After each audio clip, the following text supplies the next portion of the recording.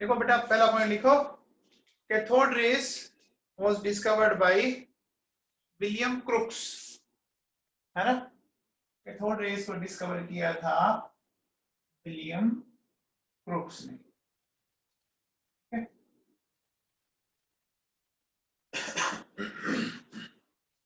अब देखो बेटा सुनो, ये वैसे आप लोगों ने 9th-10th में पढ़ा जरूर है, इसी को अपन समझने की कोशिश करते हैं। देखो इस तरह की एक ग्लास की मोटी सी ट्यूब ली जाती है ना। ठीक है, यहाँ पर क्या होता है, इस तरह से एक वैक्यूम पंप लगा देते हैं अपन, जिससे अपन प्रेशर को घटा बढ़ा सकते हैं। ठीक है ना।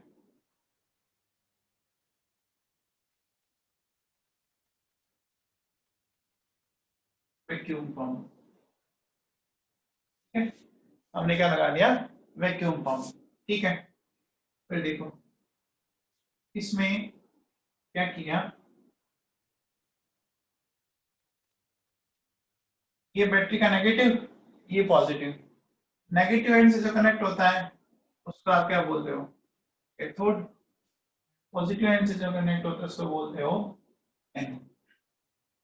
ये पढ़ा आप लोगों ने मेरे हिसाब से। अब देखो बेटा सुनो, यहाँ जो अपन वोल्टेज लगा रहे हैं वो लगभग इतना वोल्ट लगा देते हैं।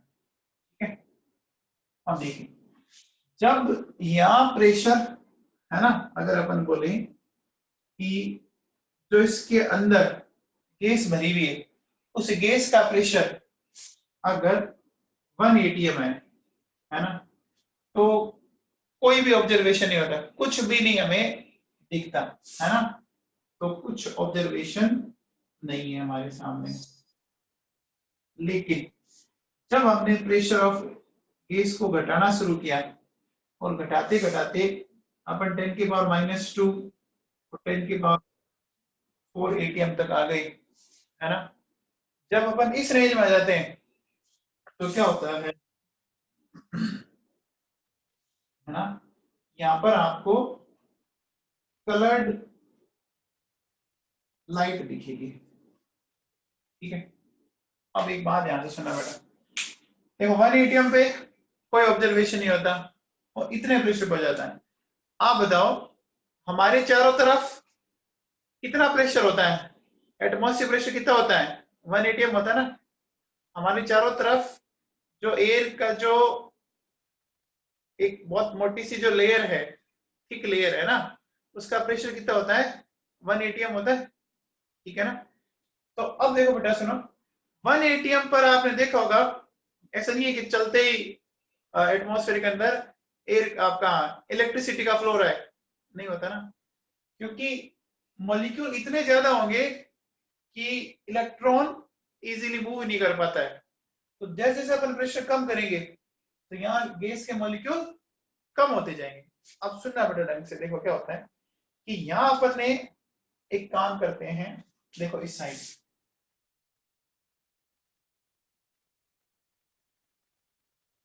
ये जो है, ये हमने क्या किया, यहाँ पर यहाँ हमने लगा दिया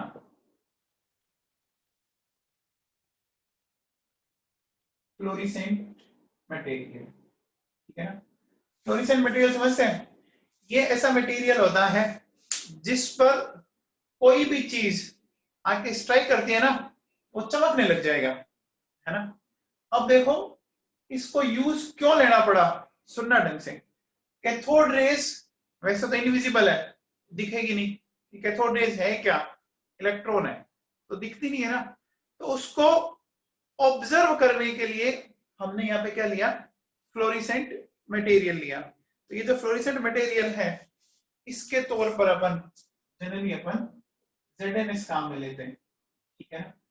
तो देखो होता क्या है, इस साइड से कंटिन्यूअसली इस तरह से इलेक्ट्रॉन निकलते हैं। ठीक है, ये इलेक्ट्रॉन ऐसे चलते हैं आगे। ठीक है, चलते चलते जब ये फाइनली है ना यहाँ पे आके स्ट्राइक कर रहे हैं, सपोज एक नहीं आए कि यहाँ इस तरह से कर रहे हैं, तो जब यहाँ पे स्ट्राइक कर रहे हैं ना तो हो क्या रहा है बेटा, यहाँ पे कलर डेवलप हुआ, है ना, अलग अलग तरह के कलर आते हैं, वो हमें लर्न करने की जरूरत नहीं है, ठीक है ना। वापिस सुनो, मैंने अभी तक क्या बताया, देखो ये ग्लास की एक बहुत मोटी सी ट्यूब है जिसको डिस्चार्ज ट्यूब बोलते हैं। यहाँ वैक्यूम पंप लगा रखा है जिससे अपन एयर के प्रेशर को कम ज्यादा कर सकते हैं। दो इलेक्ट्रोड लगे, एक को बैटरी के नेगेटिव एंड से, दूसरे को पॉजिटिव एंड से कनेक्ट कर दिया। कितना वोल्टेज दे दिया मैंने उसको, 10,000 वोल्ट लगा दिया मैंने, ठीक है ना, कितना वोल्ट लगा। अब जब अंदर सीलिकॉन था तो किसी भी तरह का कोई ऑब्जर्वेशन नहीं होता, है ना, कुछ नहीं दिखाई देता हमें। लेकिन जैसे हम प्रेशर कम कर देते हैं इतना, तो क्या होता है कि जो हमने इस साइड फ्लोरिसेंट मटेरियल लगा रखा है उस पे आके कुछ चीज स्ट्राइक कर रही है ना, और वो स्ट्राइक करते ही ये क्या होता है, ग्लो करने लग जाता है, चमकने लग जाता है ना। तो इसका मतलब इसमें कुछ टकरा रहा है, कुछ स्ट्राइक कर रहा है, कुछ हिट कर रहा है। भाई यहाँ आया और टकराया, हिट किया यहाँ पे, तो यहाँ पे एक स्पॉट जनरेट हुआ, है ना। इसका मतलब आप ये सोचिए कि कोई चीज इधर से निकल रही है और इधर पहुंच रही है। अब आप थोड़ा दिमाग लगाओ बेटा, ये एनोड है, तो एनोड पे चार्ज कैसा होता है, पॉजिटिव। तो पॉजिटिव की तरफ पॉजिटिव तो आएगा नहीं, पॉजिटिव तरफ कौन आएगा, नेगेटिव आएगा। और वो जो नेगेटिव है उसी को अपन क्या बोलते हैं, इलेक्ट्रॉन बोलते हैं। तो एक तरह से ये जो रेज निकल रही है ये क्या है, ये बीम ऑफ इलेक्ट्रॉन है ना, क्लस्टर ऑफ इलेक्ट्रॉन है, एग्रीगेट ऑफ इलेक्ट्रॉन है। तो इसी को अपन क्या नाम देते हैं, कैथोड रेज बोलते हैं। ये बात सुनाई पहले, इतना समझ में आ गया सबको, मेरे हिसाब से पढ़ रखा आपने सारा कुछ ही। किसी को डाउट है बोलो, तो फटाफट लिखिए आप।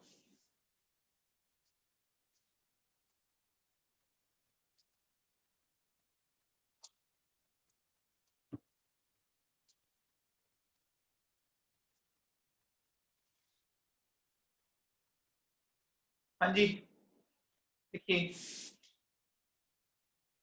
लिखिए, at low pressure, at low pressure and at very high voltage, at low pressure and at very high voltage,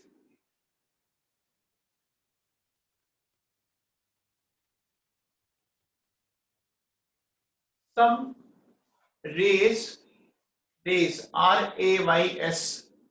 some rays are produced,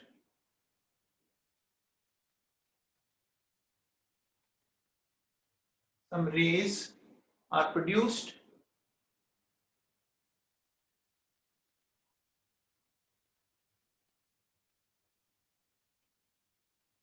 which are invisible, which are invisible,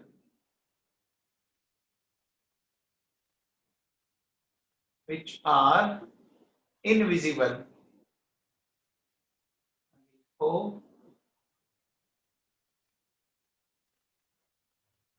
for the observation, for the observation for the observation of these rays,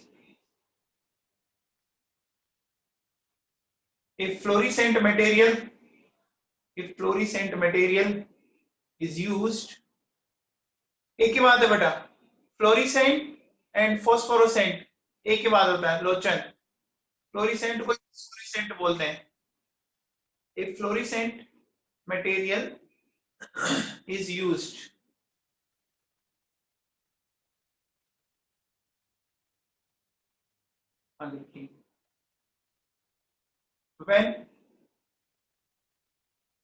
when cathode rays, when cathode rays strike, when cathode rays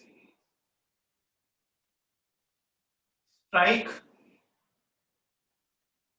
on fluorescent material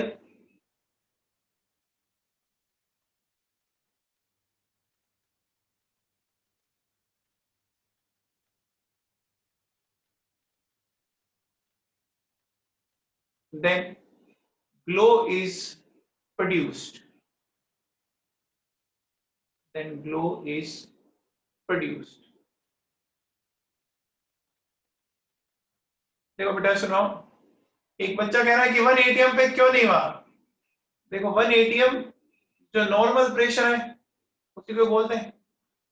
1 atm pressure में आपने देखा होगा कि जैसे आपके wire में से current जाता है, आप वहां आसपास खड़े रहो तो क्या आपको कभी लगता है झटका? क्योंकि 1 atm प्रेशर का मतलब हो गया कि वहां एयर के इतने ज्यादा मॉलिक्यूल है कि वो इलेक्ट्रॉन को मूव ही नहीं होने देंगे, उनके रास्ते में बहुत ज्यादा रेजिस्टेंस है। तो जब आप रेजिस्टेंस कम करोगे ना, तब जाके वहां पर मूवमेंट स्टार्ट होगा। ठीक है, ये बात सुनाएगी, मूवमेंट तभी स्टार्ट हो पाएगा। योगी साहब समझ में आ गया? चलिए अब आप लिखे properties of cathode rays. Properties of cathode rays.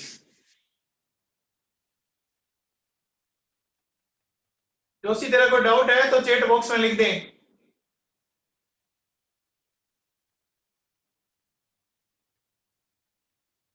Properties of cathode rays.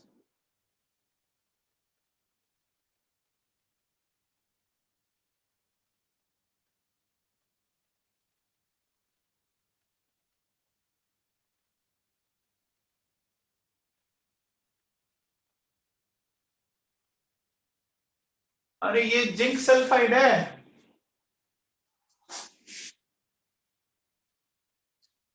ये जिंक सल्फाइड है।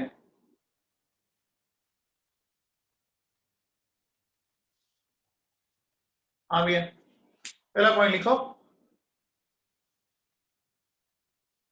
पहला पॉइंट लिखिए cathode rays. Cathode rays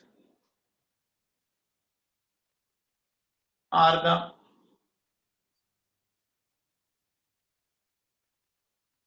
the beam of electrons. Cathode rays are the beam of electrons. Okay. Cathode rays are the beam of electrons. Next one लिखो।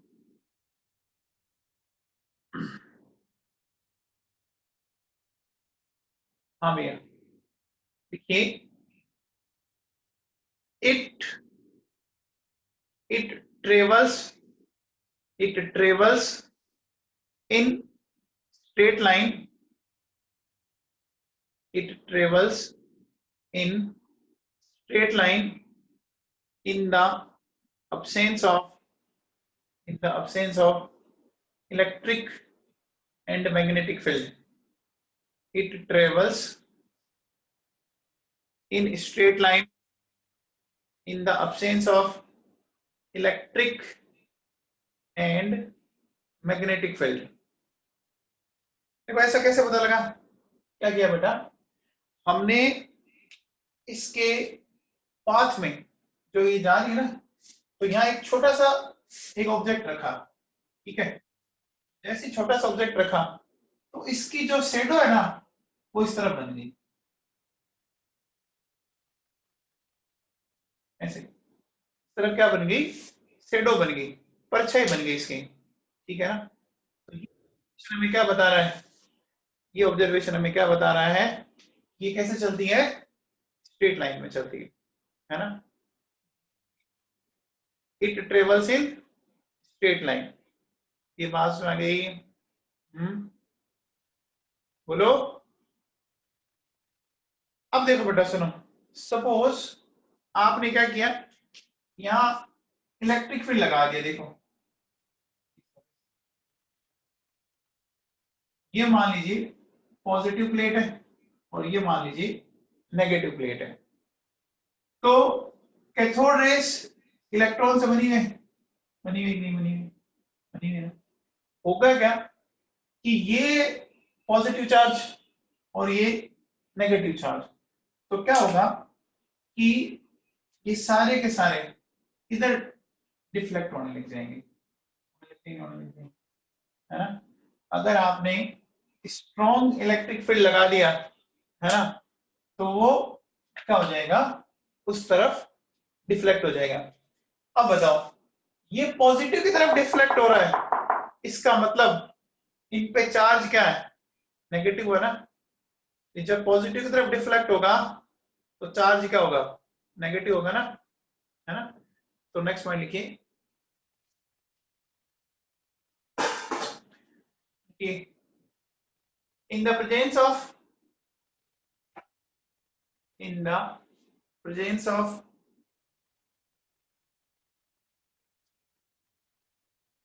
electric field or magnetic field, electric field or magnetic field,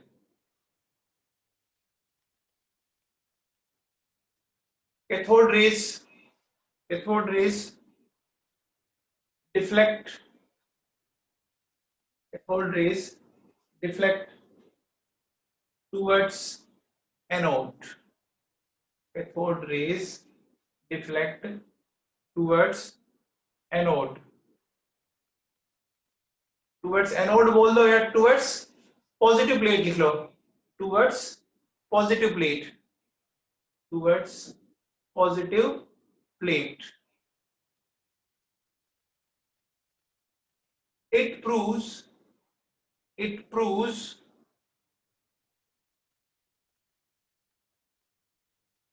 negative charge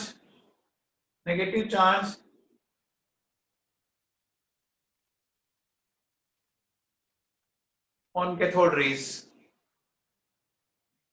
negative charge on cathode rays। आ गया समझ में। अब देखो बेटा सुनो, इनके अंदर क्या होता है, एनर्जी भी होती है और मोमेंटम भी होता है। देखो क्या मैंने ये बोला कि कैथोड रेज इलेक्ट्रिक फील्ड में पॉजिटिव प्लेट की ओर डिफ्लेक्ट हो जाती है, जो क्या कर रही है, जो प्रूव कर रही है कि इसके ऊपर नेगेटिव चार्ज है ना, इट प्रूव्स नेगेटिव चार्ज। अब देखो सुनो, अगर आपने इनके पाथ में एक छोटा सा मान लीजिए जैसे एक पेडल रख दिया है ना, बहुत लाइट वेट का, तो क्या होगा कि ये जो पेडल है ये घूमने लग जाएगा, है ना, ये रिवॉल्व करने लग जाएगा। जैसे आपने देखा होगा कई बार तेज आंधी आती है और जो बाहर पंखे लगे होते हैं वो बिना बिजली के घूमने लग जाते हैं। इसका मतलब जो आंधी आ रही है उसमें एनर्जी है, अगर ये घूम रहा है इसका मतलब इन रेस के अंदर क्या है, एनर्जी है। ये बात समझ आई, ये पेडल क्या करने लग जाएगा, घूमने लग जाएगा। क्या बेटा, तो लिखो cathode rays have energy and momentum, cathode rays have energy and momentum, energy and momentum।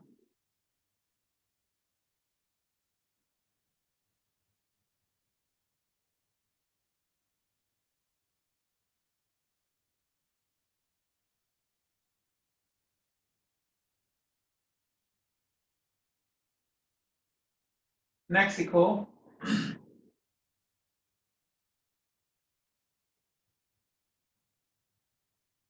लिखिए it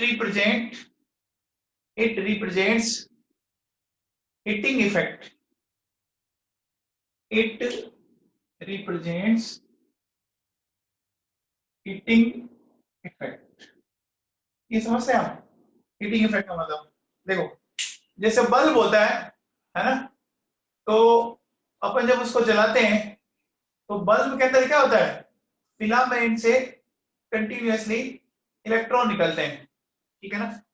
जैसे सपोज ये मान लीजिए ये बल्ब है, ठीक है, ये फिलामेंट है, इन फिलामेंट से कंटिन्यूअसली इलेक्ट्रॉन निकलते हैं, वो इलेक्ट्रॉन इस ग्लास पे टकराते हैं, तो ये ग्लास क्या हो जाता है, गर्म हो जाता है, हीट हो जाता है।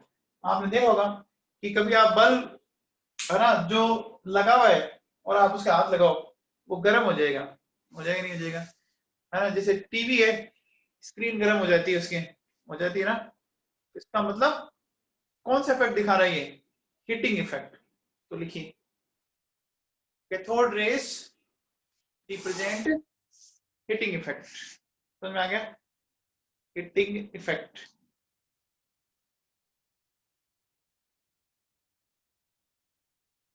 Cathode rays represent heating effect.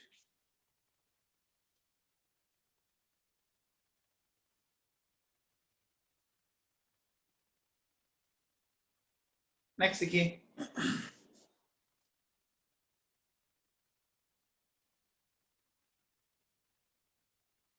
देखिए भैया, affects it affects a fluorescent material, it affects a fluorescent material। हाँ जी,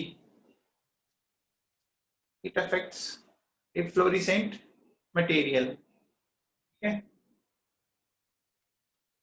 ये फ्लोरिसेंट मटेरियल को क्या करता है, अफेक्ट करता है, ये कर रहा है ना। अब देखो बेटा, कुछ पॉइंट मैं लिखा रहा हूं, ये पॉइंट जैसे जैसे आप 11th 12th में जाओगे वैसे वैसे आपके सामने आएंगे ये, है ना। तो नेक्स्ट पॉइंट लिखो, cathode rays, cathode rays can pass, cathode rays can pass through a very thin metal foil। Cathode rays can pass through a very thin metal foil, है ना। foil समझ गए, सीट जैसी होगी, चद्दर जैसी। तो ये क्या करता है, बहुत थिन अगर मेटल फॉइल है उसको पार कर जाएगा ये।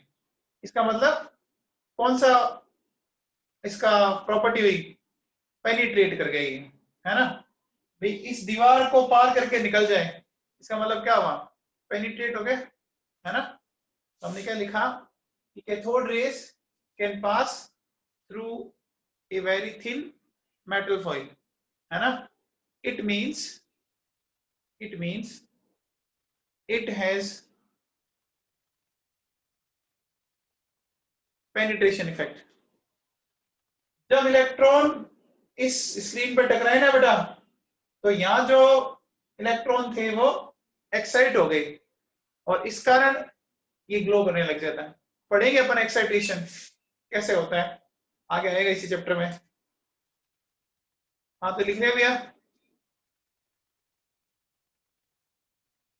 लिख लिया।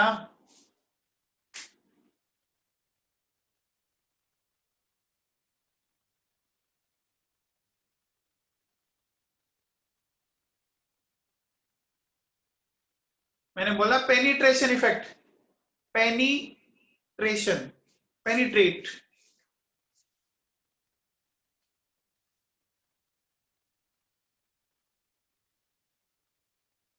Penetration, penetration effect.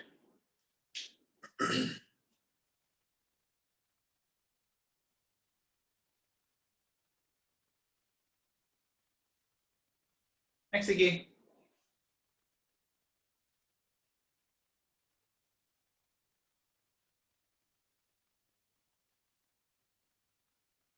photographic plate is affected by cathode rays. Photographic plate is affected by cathode rays.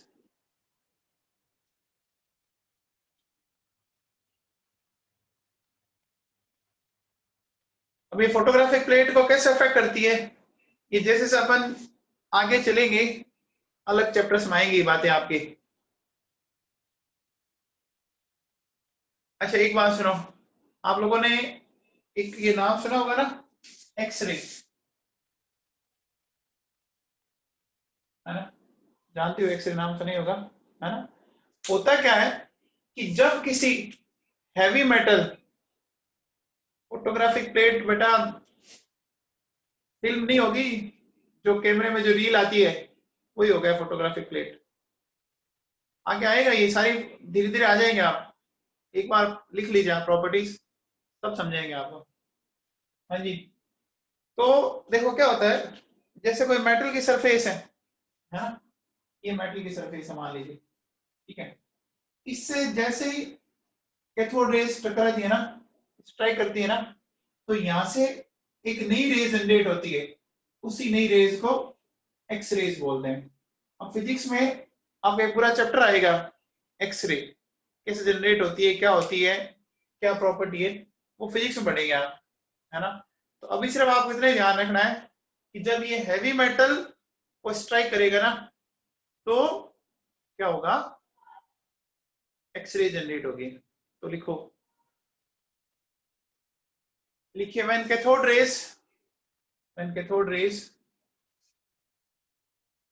Strike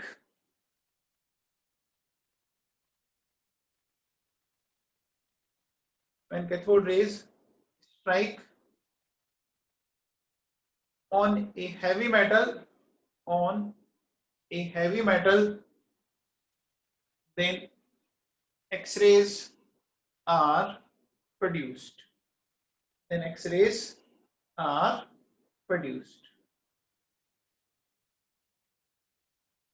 बात समझाएंगी।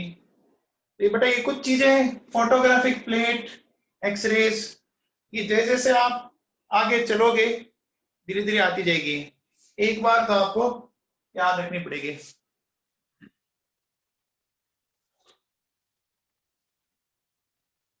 तो ये तो होगी कैथोड रेस।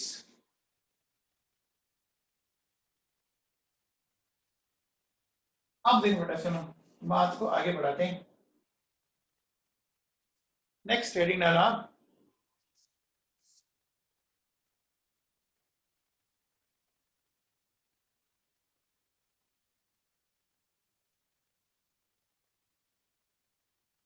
लोचन अभी बता दें आपका डाउट।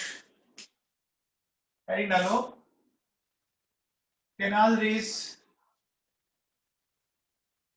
और पॉजिटिव रेस। डाल लीजिए कैनाल रेस और पॉजिटिव रेस।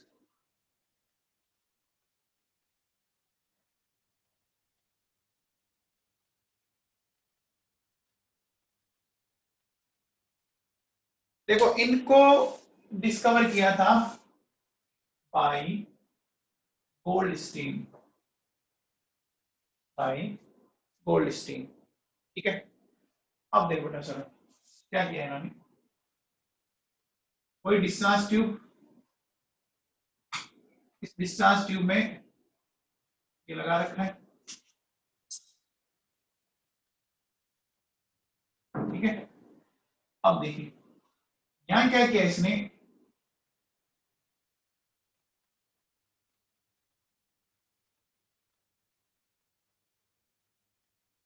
ये इसने परफोरेटेड कैथोड काम में लिया, परफोरेटेड समझ रहे हो, इसमें बीच बीच में होल है ना, इसमें बीच बीच में क्या है, होल है छोटे छोटे, ठीक है ना, जाली जैसा हो गया, ठीक है। और इस तरफ इसने क्या किया,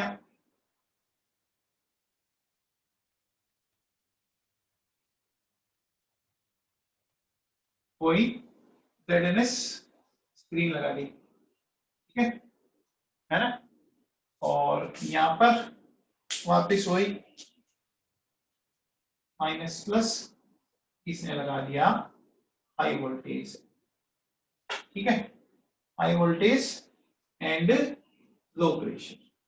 अब देखो बेटा सुनो, अब क्या देखा इसने कि जब इसने ये परफोरेटेड लिया ना, तो इस बार क्या देखता है कि इस साइड है ना, ये जो ZNS लगा रखा है उस पर ग्लो हो रहा था, है ना, है ना, क्या हो रहा था, ग्लो हो रहा था, ठीक है। तो देखो क्या हुआ, ध्यान दीजिए, ठीक है। एग्जैक्टली जैसे सपोज मान लो ये हाइड्रोजन है, ये सोडियम की वेपर है, ये मैग्नीशियम है, ध्यान से समझना है। एक बात बताओ, हाइड्रोजन से अगर एक इलेक्ट्रॉन निकल जाए तो ये मिला, सोडियम से एक इलेक्ट्रॉन निकल जाए ये मिला, मैग्नीशियम से 2 इलेक्ट्रॉन निकल जाए तो ये मिला, नहीं मिला। अब बताओ, देखो ये तो इलेक्ट्रॉन है ना, ये तो इलेक्ट्रॉन है, ये तो क्या बनाएंगे, ये तो बना देंगे कैथोड रेज, है ना।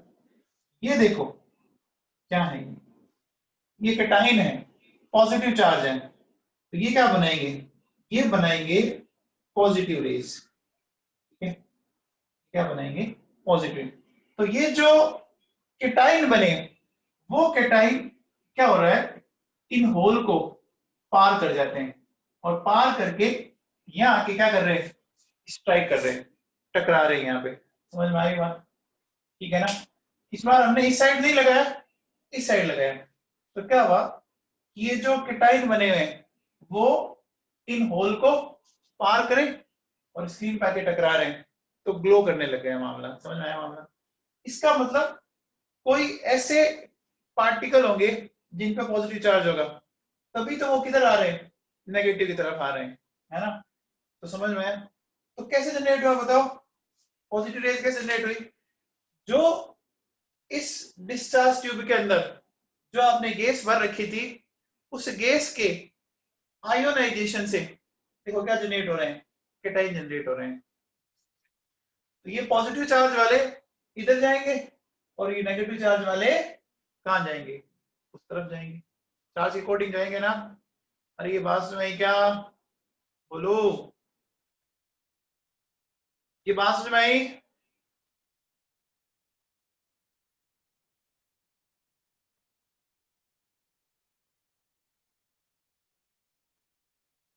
देखो बेटा सुनो, ये हाइड्रोजन गैस ले रखिए, ठीक है, आयोनाइज हुआ H प्लस और इलेक्ट्रॉन निकल गया, सोडियम वेपर फेज में लेंगे, आयोनाइज हुआ इलेक्ट्रॉन निकल गया, मैग्नीशियम आयोनाइज हुआ वेपर फेज में लिया, ये सरस हो गया।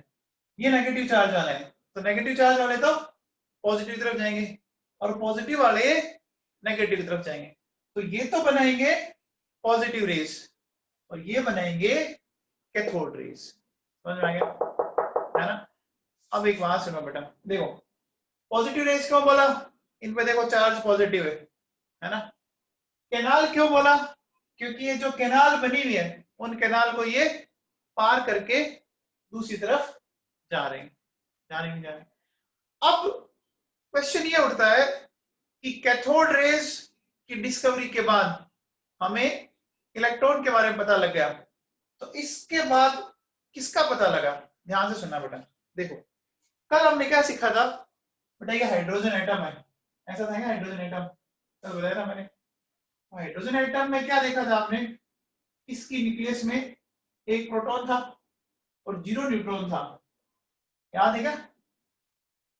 ऊपर मास नंबर होता है, नीचे प्रोटॉन होता है, तो मास नंबर में से प्रोटॉन माइनस कर देते हैं तो न्यूट्रॉन आ जाते हैं, तो 1 में से 1 माइनस करोगे तो 0 आएगा, ये इलेक्ट्रॉन आ गए, है ना।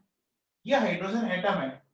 अब सोचो इस इलेक्ट्रॉन को मैं निकाल दूं, तो निकालने के बाद पीछे क्या बचा, सिर्फ प्रोटॉन ही तो बचा ना। देखो सिर्फ क्या बचा, इलेक्ट्रॉन चला गया, सिर्फ प्रोटॉन बचा, न्यूट्रॉन तो जीरो है, तो मतलब ये H प्लस बचा, ये तो प्रोटॉन है, अरे ये तो प्रोटॉन है, कल बताया था मैंने आपको, बताया था ना, अरे कल एक्सप्लेन किया था। तो बताओ, ये जब डिस्चार्ज ट्यूब में आपने हाइड्रोजन गैस को ली, तो जो H प्लस जनरेट हुआ वो एग्जैक्टली क्या है, वो प्रोटॉन ही तो है, ये प्रोटॉन ही तो ना, देखो तो इलेक्ट्रॉन निकल गया, बचा हुआ सिर्फ क्या है, प्रोटॉन है। तो ये बेस बनी प्रोटॉन की डिस्कवरी का। ये बात सुनाई, बोलो। तो इस डायग्राम को फटाफट बना लो आप एक बार, है ना। अब देखो बेटा सुनो, इनकी भी प्रॉपर्टीज वही है, स्ट्रेट लाइन में चलेगी, है ना। ये भी एनर्जी और मोमेंटम रखती है, ठीक है, समझ में आ गया, ये भी एनर्जी और मोमेंटम रखती है, ठीक है। फिर अब बताओ, इलेक्ट्रिक फील्ड में ये किस तरफ डिफ्लेक्ट होगी, बताइए, नेगेटिव की तरफ हो जाएगी क्या, है ना। इलेक्ट्रिक फील्ड में नेगेटिव प्लेट, क्योंकि इन पे क्या है, पॉजिटिव चार्ज है, तो नेगेटिव प्लेट की तरफ चली जाएगी। इतना समझ में आ गया सबको, बोलो। तो इलेक्ट्रॉन कैसे हटाएं, देखो देखो सपोज ये हाइड्रोजन का एक एटम है, ठीक है, 0 न्यूट्रॉन 1 प्रोटॉन, ये इलेक्ट्रॉन था, ये एटम मान लीजिए यहां पर है, इस कैथोड से लगातार क्या एमिट हो रहे हैं, इलेक्ट्रॉन एमिट हो रहे हैं ना। सपोज इधर कैथोड है, देखो ये कैथोड था, इससे लगातार इलेक्ट्रॉन एमिट हो रहे थे, ये इलेक्ट्रॉन बहुत तेजी से आएगा, और जैसे इसे टकराएगा तो इसको भी क्या करेगा, अपने साथ निकाल के ले जाएगा, है ना। तो निकलते बोलो क्या हो गया, आयोनाइजेशन हो गया इसका, हो गया भाई। अगर ये बहुत ही ज्यादा एनर्जी से आ रहा है, तो इस इलेक्ट्रॉन को क्या करेगा, कोलाइड करेगा, टकराएगा, और टकरा के परफोरेटेड का मतलब होता है जिसमें होल हो, जाली की तरह बीच बीच में होल है, ऐसे, ये देखो। श्रीमाली जी कल आप अब्सेंट थे क्लास में, काम्या श्रीमाली,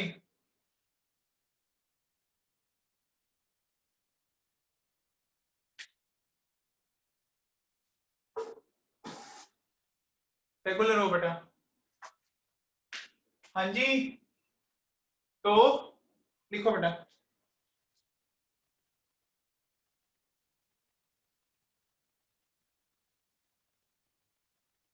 बेटा हाई, देखो अगर परफोरेटेड नहीं लेते तो ये पार नहीं करेगा, ठीक है, क्योंकि इनका साइज कंपैरेटिवली इलेक्ट्रॉन से काफी बड़ा होगा, है ना, इसलिए परफोरेटेड लिया, ये उसका एक्सपेरिमेंट था बेटा, जैसा किया वैसे अपने को पढ़ना है, अपना तो किया हुआ नहीं है एक्सपेरिमेंट। हाँ जी, लिखिए,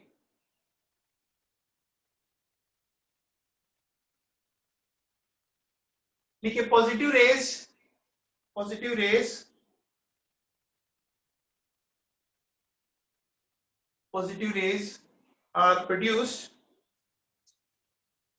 by the cations,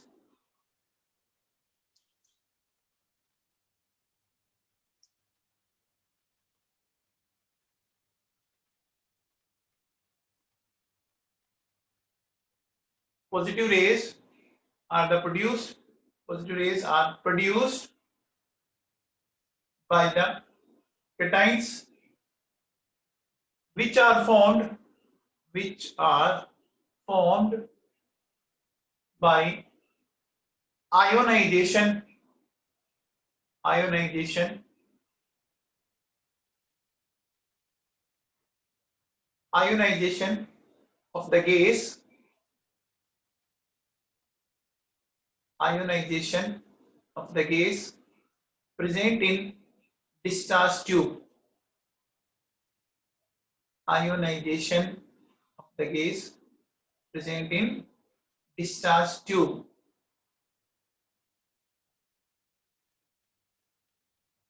आगे लिखिए, while cathode rays are produced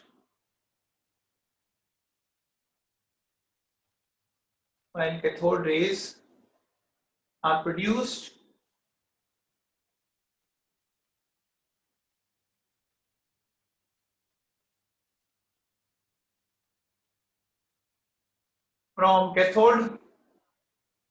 cathode and electrons which are produced by ionization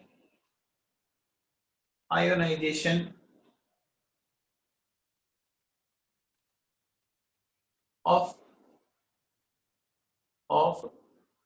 gas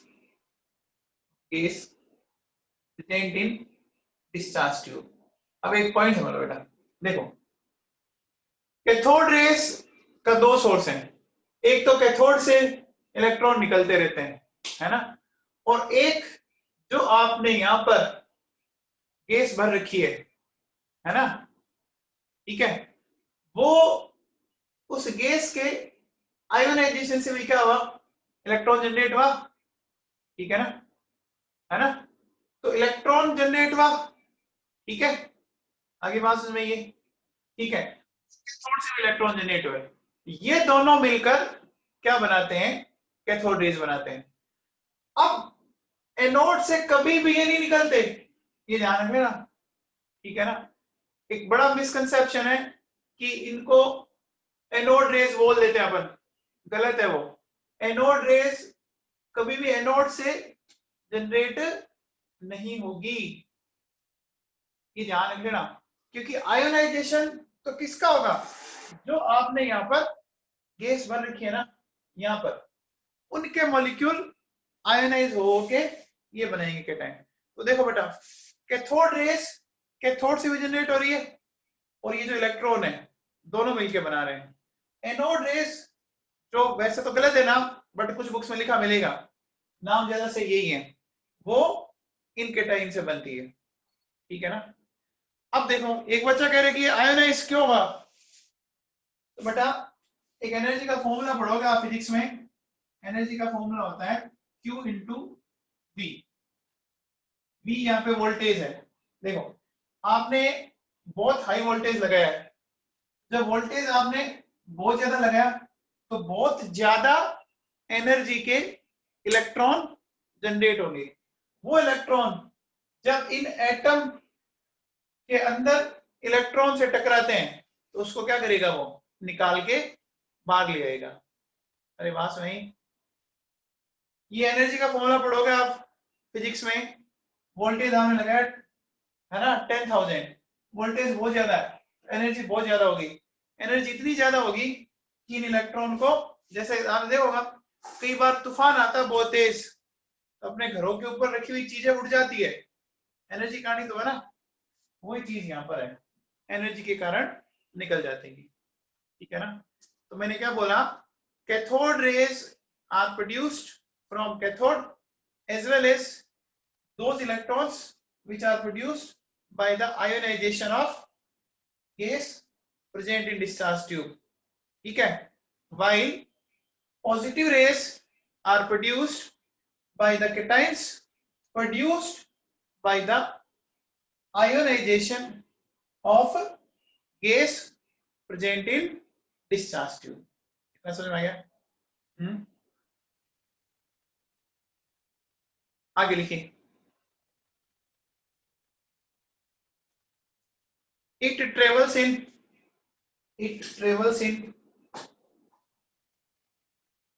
straight line. It travels in straight line, having energy and momentum,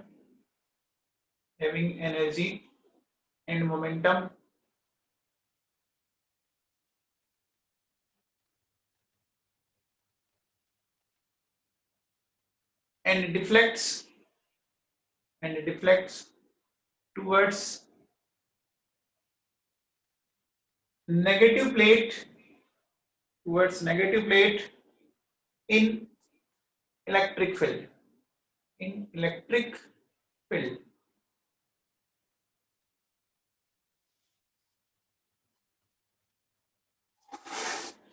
ठीक है, तो अब एक चीज समझ से मिल, it travels in straight line, ठीक है, having energy and momentum and deflects towards negative plate in electric field. देखो बेटा, ये मोस्ट ऑफ चीजें तो आपने 9-10 में पढ़ी है। अब एक बात सुनना बेटा, जो मैं समझा रहा हूं। देखो, हमने कल पढ़ा था स्पेसिफिक चार्ज। क्या होता है specific charge? E by M होता है। ई क्या है? देखो, चार्ज अपॉन मास, ऐसा बताया था मैंने। देखो, मैंने क्या बोला था, जैसे ऐसा कोई टर्म है स्पेसिफिक चार्ज, तो जो चीज यहां लिखी होती है उसको ऊपर लिखो, और स्पेसिफिक का मतलब डिवाइडेड बाय मास। जैसे देखो, मैंने कल बोला था स्पेसिफिक एरिया, तो क्या करोगे? Area upon mass. Specific volume, क्या करोगे? वॉल्यूम अपॉन मास, है ना। तो जो चीज यहां लिखी हुई है उसको ऊपर लिख दो, ठीक है, और डिवाइडेड बाय मास करते जाइए, ऐसा होगा, ठीक है ना। तो अब देखो बेटा, सुनो, है ना, क्या है स्पेसिफिक चार्ज। एक तो अपन लेते हैं कैथोड रेज के लिए, और एक लेते हैं पॉजिटिव रेज के लिए। Cathode rays and positive raise, ठीक है। तो कैथोड रेज किन से मिलकर बनी हुई है? इलेक्ट्रॉन से। अब इलेक्ट्रॉन चाहे हाइड्रोजन का हो, चाहे सोडियम का हो, चाहे मैग्नीशियम का हो, किसी का भी हो, सारे इलेक्ट्रॉन एक ही जैसे होते हैं ना। अरे सारे इलेक्ट्रॉन एक ही जैसे होते हैं ना। ऐसा तो नहीं है कि कोई बहुत ज्यादा भारी है, कोई बहुत ज्यादा हल्का है, किसी का चार्ज कम है, किसी का चार्ज ज्यादा है। सारे इलेक्ट्रॉन एक ही जैसे होते हैं ना। अरे सारे इलेक्ट्रॉन एक ही जैसे होंगे ना, है ना। तो देखो सुनो, कैथोड रेज की बात अगर अपन करें, है ना, तो क्या आएगा इसमें? देखो 1.6 इंटू 10 की पावर -19 और 9.1 इंटू 10 की पावर माइनस, ये मैंने ले लिया कूलम में और ये मैंने ले लिया ग्राम के अंदर, ठीक है ना। तो इसको जब सोल्व, है ना, ये मैंने लिया, ठीक है। तो इसको अपन सोल्व कर सकते हैं, ठीक है। तो सोल्व करने पर ये आता है 1.76 की पावर 8 कूलम पर ग्राम, ठीक है, ये आता है। इसका मतलब ये फिक्स है। आप चाहे डिस्चार्ज ट्यूब में हाइड्रोजन लो, चाहे सोडियम लो, चाहे मैग्नीशियम लो, सारे इलेक्ट्रॉन एक ही जैसे हैं, है ना, कोई चेंज नहीं आएगा। समझ आ रही बात है? ठीक है। लेकिन बात पॉजिटिव रेज की करें, है ना, तो बेटा क्या हो, इसका मतलब देखो, कैथोड रेज के लिए तो E बाई एम कॉन्स्टेंट हो गया, पॉजिटिव रेज के लिए E बाई एम कॉन्स्टेंट नहीं होगा। क्यों नहीं होगा? सुनो, देखो H प्लस Na+Mg+2। क्या इनका मास सिमिलर है क्या सबका? अरे इनका मास डिफरेंट होगा ना, इसका मास कुछ अलग, इसका कुछ अलग, इसका कुछ अलग, है ना? कोई भी ले सकते हैं, ये तो मैंने एग्जांपल लिया बेटा, कोई भी गैस भरो आप, ये तो मैंने समझाने के लिए, कोई भी ले सकते हो आप, नाइट्रोजन ऑक्सीजन जो आपकी इच्छा हो, है ना? तो बेटा ये कैटायन अलग अलग है, मास अलग अलग है ना? तो बोलो ई बाई एम भी क्या आएगा, अलग अलग आएगा कि नहीं आएगा? आएगा ना? अरे समझ में आया क्या? देखो बेटा सारे इलेक्ट्रॉन एक जैसे होते हैं, सबका चार्ज, सबका मास एक जैसा होता है ना? तो जब एक जैसा होता है तो इनका ई बाई एम भी एक ही जैसा आएगा, लेकिन ये सारे एक जैसे नहीं है, तो इनका ई बाई एम भी क्या आएगा, अलग अलग आएगा, है ना? तो ये बहुत इंपॉर्टेंट है, फटाफट लिखो, देखिए specific charge for cathode rays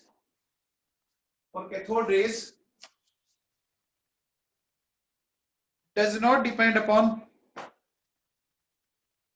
depend upon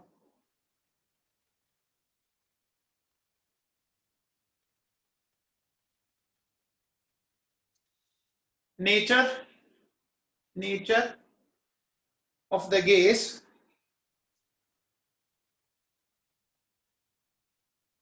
which is produced, nature of the gas which is taken in discharge tube। आप ही सुन लो, specific charge for cathode rays does not depend upon nature of gas which is taken in discharge tube। ठीक है, आगे लिखो, while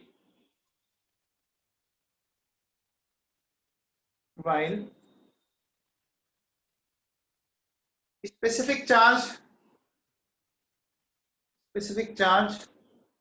for positive rays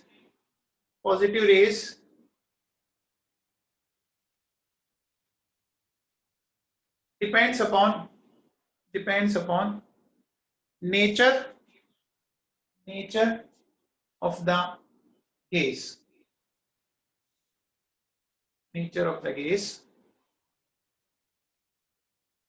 तो बोलो एक gas के nature पर डिपेंड करेगा, क्योंकि अलग अलग गैस से बनने वाले केटाइन अलग अलग होंगे।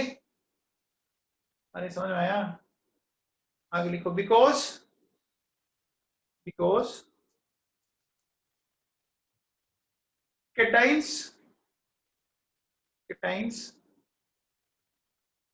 of different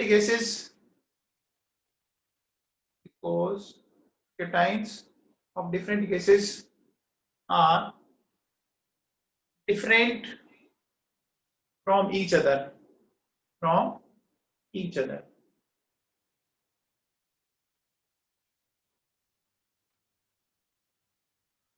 हो गया जी? अच्छा एक बात बताओ, कौन सी गैस के लिए पॉजिटिव रेज का ई बाई एम मैक्सिमम आएगा? कौन सी गैस डिस्चार्ज ट्यूब में लें कि उससे बनने वाले पॉजिटिव रेज का ई बाई एम मैक्सिमम आएगा? हाइड्रोजन ना। क्यों? हाइड्रोजन इस दुनिया की सबसे लाइटेस्ट गैस है, सबसे हल्की है, तो हल्की होने के कारण हाइड्रोजन के लिए ई बाई एम की वैल्यू पॉजिटिव रेज के लिए मैक्सिमम आएगी, है ना? तो देखो बेटा, E by M for positive rays of hydrogen will be maximum। तो ये वैल्यू आती है बेटा 9.6 इंटू 10⁴ कूलम पर ग्रेड। याद हो तो ठीक है, बाकी कोई ऐसे एग्जाम में पूछते नहीं है ना। आप देखो बेटा सुनो, देखो एक ध्यान रखना, टर्म इलेक्ट्रॉन दिया था, साइंटिस्ट था स्टोनी, ठीक है, मास स्पेसिफिक चार्ज, ठीक है, ये बताया था जे थॉमसन ने, ठीक है, और चार्ज ऑफ इलेक्ट्रॉन ये बताया था मिलीकन ने। ये कुछ इलेक्ट्रॉन से रिलेटेड कुछ डिस्कवरीज का मामला है, ठीक है, ये नोट कर लो।